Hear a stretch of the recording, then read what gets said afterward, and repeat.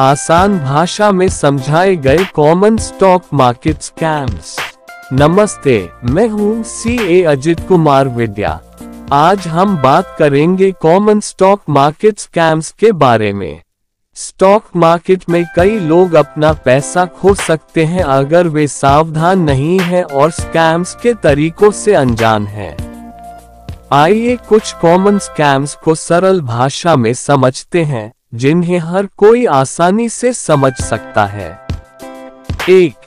Pump and dump scam. Scammers की एक group पहले किसी चीप स्टॉक को चुपचाप खरीदती है, फिर वे झूठी खबरें फैलाते हैं जैसे ये कंपनी नया प्रोडक्ट लॉन्च करने जा रही है, एक बिग इन्वेस्टर इस कंपनी में इन्वेस्ट कर रहा है।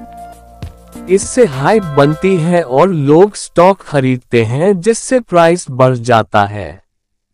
स्कैमर्स अपने शेयर्स हाई प्राइस पर बेचकर भाग जाते हैं और रेगुलर इन्वेस्टर्स के पास ऐसा स्टॉक रह जाता है जिसकी प्राइस गिर जाती है।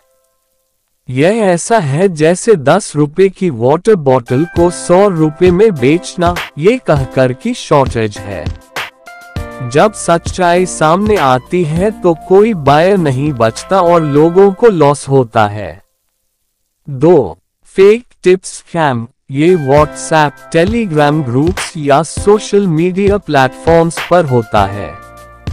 कुछ लोग खुद को स्टॉक मार्केट एक्सपर्ट्स बताते हैं और ऐसी टिप्स देते हैं कि कोई कंपनी का प्राइस 2-3 दिनों में डबल हो जाएगा।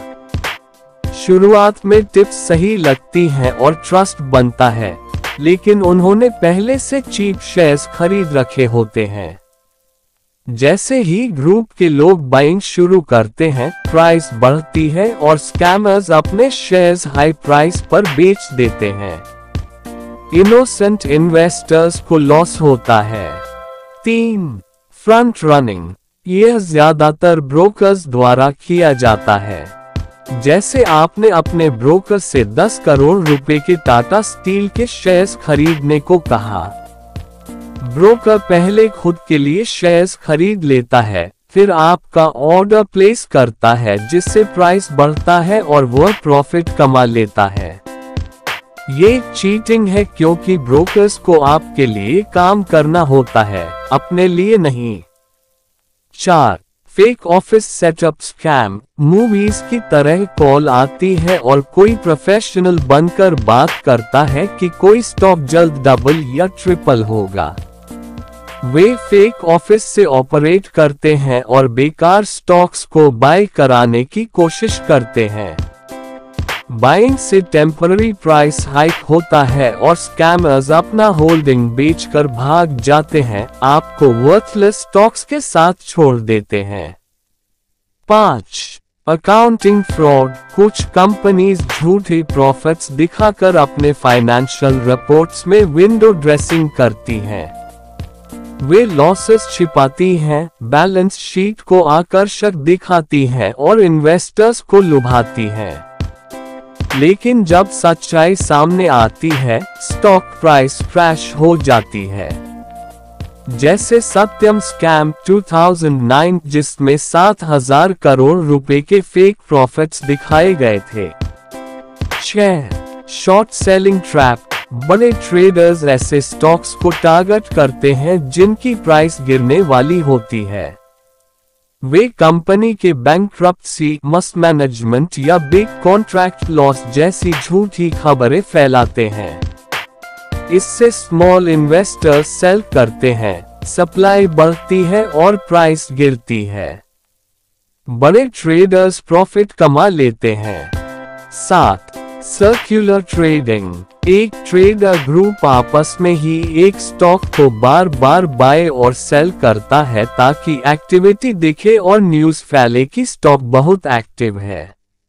लोग उस स्टॉक को बाय करते हैं, प्राइस बढ़ती है और स्कैमर्स अपने शेयर्स हाई प्राइस पर बेच देते हैं। फिर प्राइस गिरती है और आम इन्वेस्टर्स को नुकसान होता है। 8. Insider trading. कंपनी के अंदर के लोग सीक्रेट इंफॉर्मेशन का फायदा उठाकर शेयर्स बाय या सेल करते हैं। जैसे लॉस की न्यूज आने से पहले वे शेयर्स बेच देते हैं या प्रॉफिट की न्यूज आने से पहले सस्ते में बाई कर लेते हैं। यह इल्लीगल है। 9.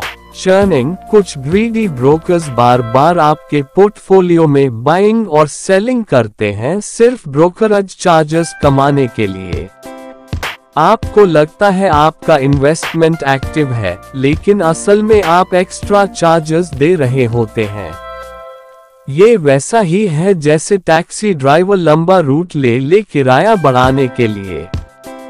Conclusion note. स्टॉक मार्केट में निवेश करना एक समझदारी भरा फैसला हो सकता है, लेकिन केवल तभी जब आप सही जानकारी और सतर्कता के साथ कदम उठाएं। ऊपर बताए गए कॉमन स्कैम्स से यह स्पष्ट होता है कि धोखाधड़ी करने वाले लोग हमेशा नए तरीकों से लोगों को फंसाने की कोशिश करते हैं। इसलिए किसी भी टिप, मैसेज या कॉल पर आंख बंद करके विश्वास न करें।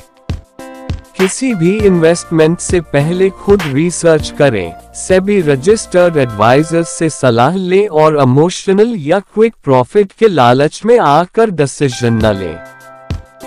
स्मार्ट इन्वेस्टर वही है जो सतर्क, जागरूक और जानकारी से लैस होता है।